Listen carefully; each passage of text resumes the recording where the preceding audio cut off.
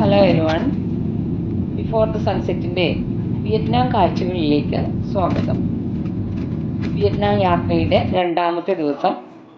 കഴിഞ്ഞ എപ്പിസോഡിൽ ഞാൻ പറഞ്ഞതുപോലെ ഹൊച്ചിമിൻ സിറ്റിയിൽ നിന്നും ഉച്ചയ്ക്ക് ശേഷം മാത്രമാണ് ഞങ്ങൾക്ക് ഹനോയിൽ എത്തിച്ചേരാൻ സാധിച്ചത്. ഹനോയ് എന്നാൽ വിയറ്റ്നാമിൻ്റെ ക്യാപിറ്റലാണ്. തെക്ക് കിഴക്കൻ ഏഷ്യയിലെ അതിമനോഹരമായ രാജ്യമാണ് വിയറ്റ്നാം. ഇതൊരു കമ്മ്യൂണിസ്റ്റ് കൺട്രിയാണ്. ഇവിടുത്തെ ഭാഷ വിയറ്റ്നാമീസ്. ലാറ്റിൻ ആൽഫബറ്റാണ് ഇവർ യൂസ് ചെയ്യുന്നത്. ഇവരുടെ പ്രധാന ജീവിതമാർഗം കൃഷിയാണ്.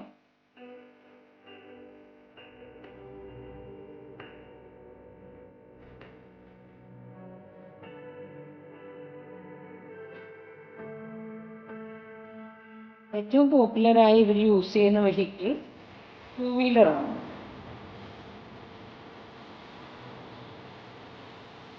തെരുവുകളെല്ലാം വളരെ ക്ലീനാണ്.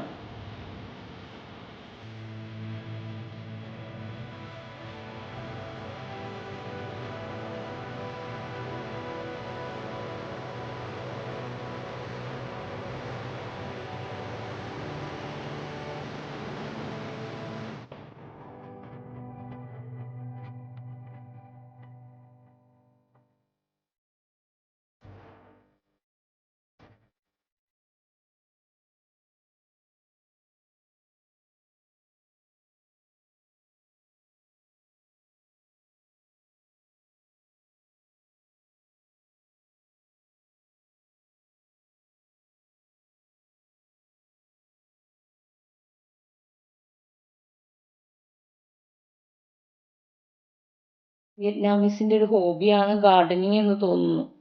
എല്ലായിടത്തും പൂക്കളും ചെടികളും വെച്ച് വളരെ മനോഹരമായി അലങ്കരിച്ചിരിക്കുന്നു.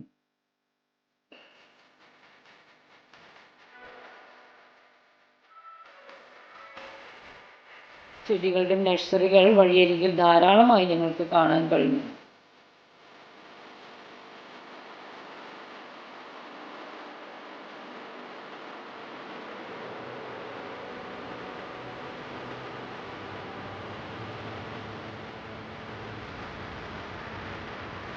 ഇവരും നിറയെ കടകളാണ്. And then we fighting with the French in Vietnam too. In 1945, in 1954, we defeat them in Vietnam Phu. Vietnam Phu battlefield is very famous battlefield, and then after that they have to sign the agreement to retreat from Vietnam. So no more French in Vietnam from 1954. Okay, but after that American come in and then they control the south of Vietnam. Then our country divide to the north and the south. And then we have another 20. You see, this motorcycle is belong to the Vin Group. I told you they sell motorcycle also. This one is an electric motorcycle.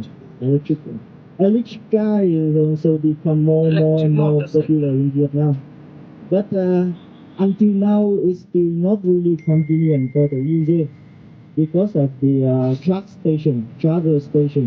We don't have enough charge station for the electric car in Vietnam for now.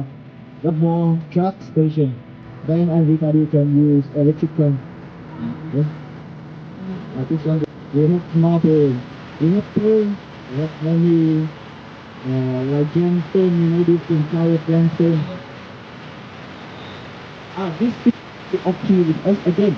And then we fighting with the French in Vietnam Phu. In 1945, in 1954, we defeat them in Vietnam Phu. Vietnam Phu battlefield is very famous battlefield. And then after that, they have to sign the agreement to retreat from Vietnam. So no more French in Vietnam from 1954. Okay, but after that, American come in and then they control the south of Vietnam. Then our country divide to the north and the south. And then we have another 20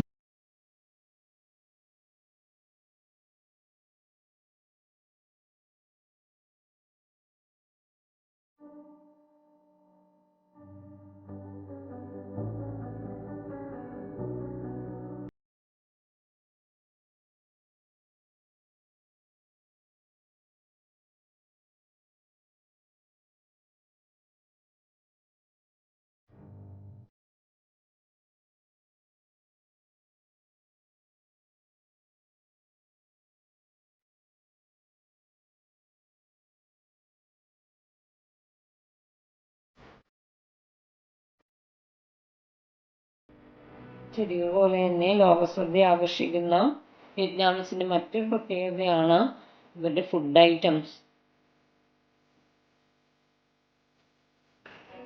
bank bay എന്ന സ്ട്രീറ്റിൽ tandoori restaurant എന്ന Indian റെസ്റ്റോറൻറ്റിലാണ് ഞങ്ങൾക്ക് food arrange ചെയ്തിരുന്നത്. അവിടെ നിന്നും Hanoi Tokyo ഹോട്ടലിൽ വന്ന് ഞങ്ങൾ ചെക്ക് ഇൻ ചെയ്തു. ഫ്രഷായി വൈകിട്ട് 6:30 ഓൾഡ് കാർട്ടറിലേക്ക് ഞങ്ങൾ നടക്കാനായി പോയത്.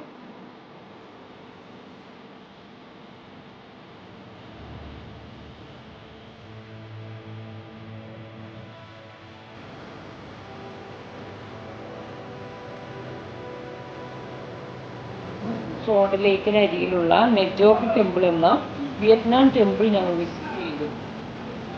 ഹനോയിലെ ഏറ്റവും പ്രസിദ്ധമായ ഒരു ലേക്കാണ് സോൾട്ട് ലേക്ക്. അതിന് ചുറ്റുമായാണ് ഈ ഹനോയ് നഗരം സ്ഥിതി ചെയ്യുന്നത്.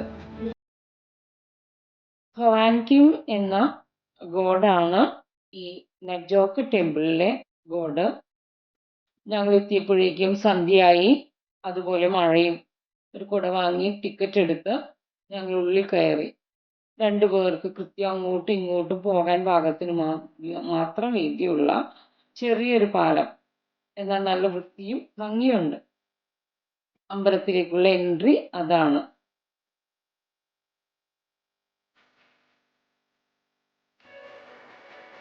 ചൈനീസ് ആർക്കിടെക്ചറിൽ നിർമ്മിച്ച ഒരു അമ്പലമാണിത്.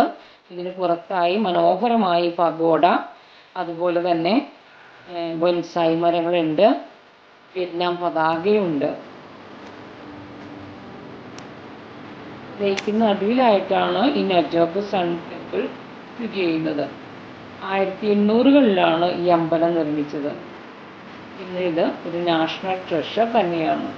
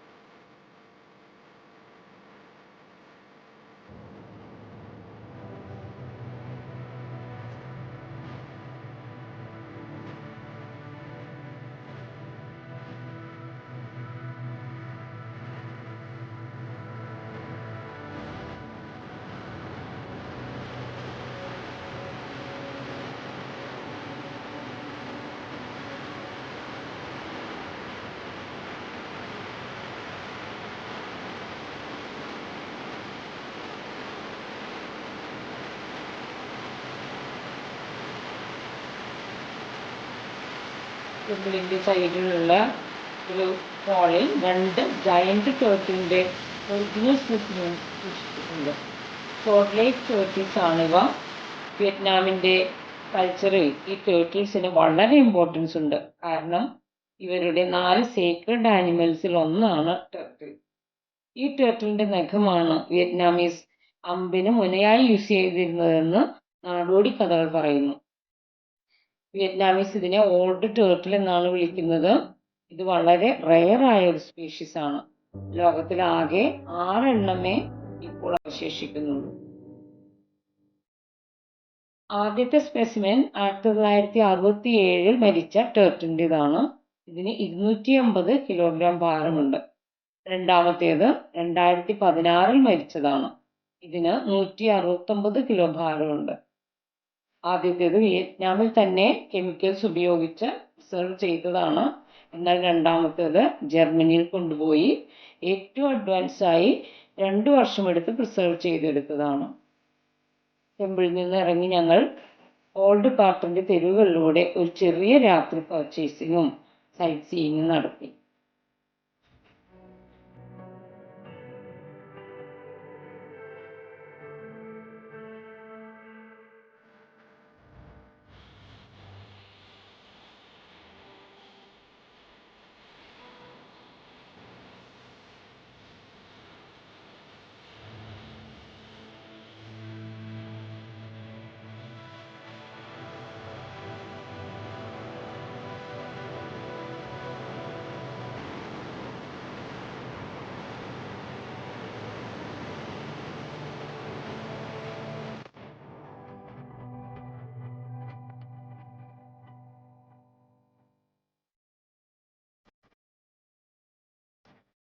lực để nâng tầm vị thế Đây đánh là với diện mạo Fury mới có đầy vẻ tự hào xứng danh thương hiệu quốc gia bia Hà Nội diện mạo mới nâng tầm വിവിധതരം food ഐറ്റംസും ഇഷ്ടമുള്ള ഷോപ്പുകളും അതിനിടെ മ്യൂസിക്കും ലൈറ്റും നല്ല മേളം തന്നെ.